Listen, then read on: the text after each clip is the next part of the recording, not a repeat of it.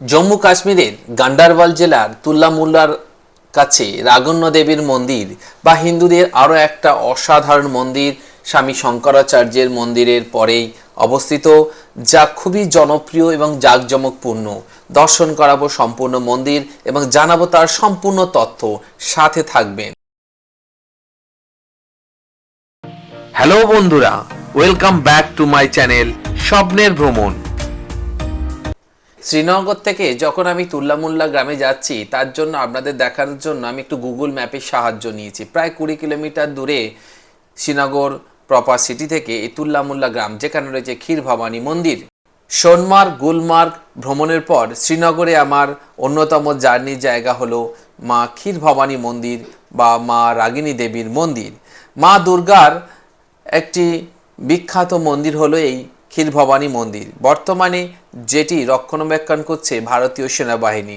Welcome to the ক্ষীর ভবানী মন্দির। সমস্ত দর্শক বন্ধু, আপনাদেরকে নিয়ে যাচ্ছি, সবাই খুব মনোযোগ সহকারে দেখবেন এবং সম্পূর্ণ ভিডিওটি দেখবেন, খুব ভালো লাগবে। ক্ষীর ভবানী মন্দির কাশ্মীরের অন্যতম।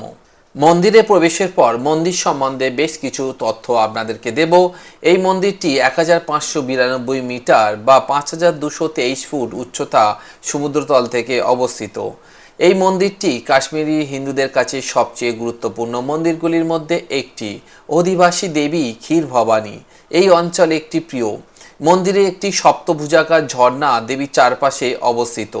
পবিত্র ঝর্ণাটি লাল, গোলাপি, কমলা, সবুজ, নীল ও সাদা বিভিন্ন রঙের সাথে তার রং পরিবর্তন করে। মন্দিরে চলার পথে দুদিকে রয়েছে অসংখ্য ফুলের গাছ ও সুন্দর তার কারুকার্য করা। ঝর্ণার জলের কালো রং আভা অশুভ বলে মনে করা হয়। কাশ্মীরি পণ্ডিতদের যাত্রার সময় এবং এমনকি কোভিড-19 মহামারীর 1 মাস আগেও ঝর্ণার রং কালো হয়ে গিয়েছিল বলে জানা যায়।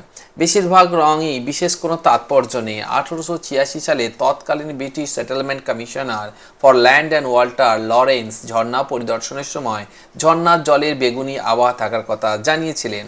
কথা বলতে বলতে আমরা মাতা ক্ষীর ভবানী জির টেম্পেলে এন্টার গেটে প্রবেশ করে গেছি। এখান থেকে কিছুটা গেলেই একদম শুরু হবে আমার মন্দিরের মেন এরিয়া, যেখান থেকে আমরা মন্দির দর্শন করব। অসাধারণ এই পরিবেশ। মহারাজা রণবীর সিং প্রথম এখানে একটি ধর্মশালা নির্মাণ করেছিলেন। ঝর্ণা, মন্দির, পুকুর এবং মন্দিরের বর্তমান রূপটি 1910 সালের দশকে জম্মু কাশ্মীরের মহারাজা প্রতাপ সিংয়ের আমলে নির্মিত হয়েছিল, আর মহারাজা হরি সিং মন্দিরটি সংস্কার করেছিলেন। আমরা একদম মন্দিরের একদম মেন গেটে চলে এসেছি, অর্থাৎ যেখান থেকে এবার আমরা পায়ে পায়ে এগিয়ে যাব। আমরা এই মেন গেটের বাইরে আমাদের জুতো এবং অন্যান্য লাগেজ সামগ্রী আমরা জমা রেখে প্রবেশ করেছি মেন মন্দিরের মধ্যে। মন্দিরের চারিদিকে রয়েছে অসাধারণ কাশ্মীরের বিখ্যাত সেই চিনার গাছ, যা কাশ্মীর ছাড়া ভারতবর্ষের অন্যান্য শহরে সম্ভবত পাওয়া যায় না বলে কথিত আছে। চিনার গাছ খুবই বিখ্যাত, কাশ্মীরে একটা অসাধারণ বৈচিত্র্য বহন করে। আমরা এই বৈচিত্র্যের মধ্যে থেকে চারিদিকে পড়ন্ত বিকালে অসাধারণ পরিবেশে প্রবেশ করে গেছি মন্দিরের কাছে। একদম এই হলো যে জলাশয় দেখছেন, এই জলাশয়ের রঙটি প্রায় সময় পরিবর্তন হয়ে থাকে। কথিত আছে যে এখানে যে দেবী রয়েছেন, দেবী খুবই জাগ্রত এবং একটা নির্দিষ্ট সময় এখানে বিভিন্ন মেলা বসে। চলুন জেনে নেওয়া যাক।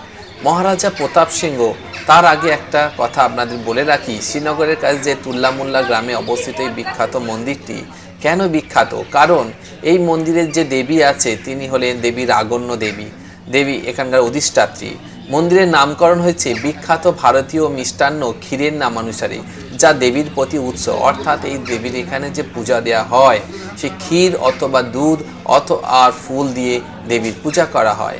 আমরা চলে এসেছি একদম মন্দিরের খুব কাছে। এইটা এদিক থেকে আছে বাইরের কম্পাউন্ড, আর এই হলো আমার ডান দিকে মেন মন্দির। আমরা মেন মন্দিরে প্রবেশ করছি। এখান থেকে সোজা গিয়ে এখানে রয়েছে অনেকটা বসার জায়গা। যখন পূজা আরতি হয় তখন এখান থেকে বসে সবাই দেখতে পারে। আমরা সরাসরি দর্শন করছি। সামনে রয়েছে দেবী রাগণ্য দেবী, অর্থাৎ মা ক্ষীর ভবানী মন্দির। আমরা মন্দিরের চারিদিকটাও একবার ঘুরিয়ে দেখিয়ে দেব, কত সুন্দরভাবে দেখানো হয়েছে আর রাখা হয়েছে। এই হলো মা রাগণ্য দেবী ক্ষীর ভবানী মন্দির। এই চারিদিকে দেখছেন যে জলের রয়েছে, এই জলের রংটা পরিবর্তন হয়। যদি কথিত আছে যখন এই জলের রং কালো হয়ে যায় তখনই বিপদ সংকেত হিসাবে ধরা হয়। এমনই সময় আমরা যখন গিয়ে পৌঁছেছিলাম জলের রং হয়েছিল সবুজ রঙের। মা ক্ষীর ভবানী মন্দিরকে আর মা ক্ষীর ভবানী দেবী অর্থাৎ রাগণ্য দেবীকে মা দুর্গার একটি অবতার, তাকে আপনাদের দর্শন করালাম। আপনারা সবাই দর্শন করছেন জম্মু কাশ্মীরের এক অসাধারণ বৈচিত্র্যের মধ্যে। এখানে যারা এসছেন দর্শন করতে প্রত্যেকে ফুল দেখুন, দুধ ও ক্ষীর দিয়ে মায়ের পূজা অর্চনা করে থাকেন। সাথে রয়েছে আরও অনেক সুন্দর সুন্দর অনেকগুলো মন্দির। চলুন আমরা মা ক্ষীর ভবানী মন্দির দর্শন করেছি, এরপরেই যাব এক এক করে মন্দির। কথিত আছে মহারাজা প্রতাপ সিং 1912 সালেই মন্দিরটি নির্মাণ করেন, যা পরে মহারাজা হরি সিং সংস্কার করেন। মন্দিরটিতে একটি ষড়ভুজাকার ঝর্ণা, একটি ছোট মার্বেলের মন্দির রয়েছে যেখানে দেবীর মূর্তি স্থাপন করা হয়েছে। কিংবদন্তি অনুসারে ভগবান রাম তার নির্বাসনের সময় দেবীর পূজা করেছিলেন। তিনি দেবীর পবিত্র আসনটি শাদীপোরায় স্থানান্তরিত করার ইচ্ছা প্রকাশ করেছিলেন, যা ভগবান হনুমান পূর্ণ করেছিলেন। রঘুনাথ গাদরু নামে একজন স্থানীয় পণ্ডিতের স্বপ্নে দেবী আবির্ভূত হওয়ার পর মন্দিরটি বর্তমানে এই স্থানে স্থানান্তরিত হয়। এখানে রয়েছে একটি যজ্ঞকুণ্ড। বিভিন্ন অনুষ্ঠানে যারা পূজা দিতে আসেন তাদের জন্য স্পেশালি এইখানে এই কম্পাউন্ডের মধ্যে আমি প্রবেশ করছি, আপনাদেরকে দেখাবো কতটা সুন্দরভাবে এখানে পূজার পরে যজ্ঞানুষ্ঠান হয়। দেখুন এখানে একটা সামনে কোনো একটা বিশেষ পূজা আছে, সেই উপলক্ষে যজ্ঞানুষ্ঠানটি বা যজ্ঞ স্থানটিকে সাজানো হয়েছে অনেক সুন্দর করে। বসে রয়েছে বিভিন্ন পণ্ডিতরা, তারা এসেছেন পূজা করবেন। আমাদের সময় কম থাকার জন্য আমি সম্পূর্ণটা দর্শন করতে পারিনি, না হলে ইচ্ছা ছিল এই ব্যবস্থাটাকে একটু দর্শন করার। প্রতি বছর মে মাসের পূর্ণিমায় অষ্টমী তিথিতে ভক্তরা ক্ষীর ভবানী মন্দিরে সমবেত হন এবং উপবাস করেন। বিশ্বাস করা হয় যে দেবী রাগণ্য দেবী বা মা ক্ষীর ভবানী দেবী এই শুভ দিনে বসন্তের রং পরিবর্তন করেন। যদি রং কালো হয়ে যায় তাহলে এটিকে অত্যন্ত অশুভ লক্ষণ হিসাবে বিবেচনা করা হয়ে থাকে, যার ফলে উপত্যকায় বিপর্যয় দেখা দিতে পারে। মন্দিরটি তার বার্ষিক উৎসব ও নবরাত্রের সময় মেলা এবং যজ্ঞের আয়োজন করে, যা প্রচুর সংখ্যক ভক্তকে আকর্ষণ করে। শুক্লপক্ষ অষ্টমীতে হনুমান এই মন্দিরে পূজা হয়ে থাকে। এছাড়াও মা ক্ষীর ভবানী মন্দিরের মা রাগণ্য দেবী ছাড়াও রয়েছে হনুমানজির এই অসাধারণ মন্দির, যেখানে হনুমানজিকে দেখানো হয়েছে। আমরা দর্শন করে নেব আরও অন্যান্য এখানকার যা কমপ্লেক্স। পড়ন্ত বিকালে অসাধারণ এই স্মৃতি আমাদেরকে খুব আনন্দ দিয়ে গেছে। যারা এই মন্দিরে আসবেন সবাইকে অনেক অনেক ধন্যবাদ। তারা সবাই এসে ঘুরে যাবেন এবং দর্শন করবেন কাশ্মীরের এই অসাধারণ পরিবেশে এত উচ্চতার উপর মা ক্ষীর ভবানী দেবীর অর্থাৎ মা দুর্গার একটি বিশেষ মন্দির এখানে রয়েছে। আপনাদের সবাইকে আসার জন্য রইল আমন্ত্রণ। যারা আসতে পারবেন তারা তো পারবেন, যারা আসতে পারবেন না তাদের জন্য রইল আমার এই নিবেদন, আপনারা অবশ্যই সম্পূর্ণ মন্দিরটি দর্শন করবেন। আর উপরে দেখছেন এই বিখ্যাত চিনার গাছ, যা কাশ্মীরের। দেখুন চিনার গাছের পাতাগুলো আমি আগের ব্লগেও দেখিয়েছি।